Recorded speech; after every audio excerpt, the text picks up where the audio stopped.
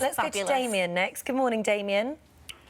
Hello. So your fear of flying, Damien, started when you were 9 years old, and this was your brother that used to dangle you by your ankles over the balcony of the stairs. So you've got a fear of heights? Yeah, very tremendous fear of heights. OK, so a fear of heights stops you from flying. That's you know, a great example of how something completely unrelated can create a fear or a phobia. So for you, Damien, there's two things. The first thing I would say to you is that when you became fearful of heights because you were being dangled over a height, my question to you is, who actually created that fear?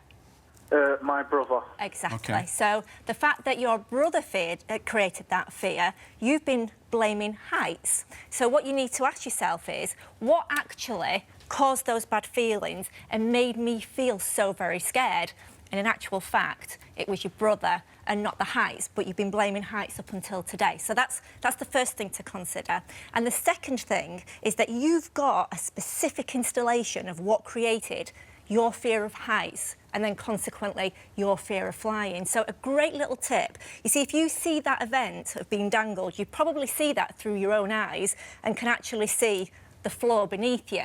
So you're associated within that memory, and that's why it feels so bad.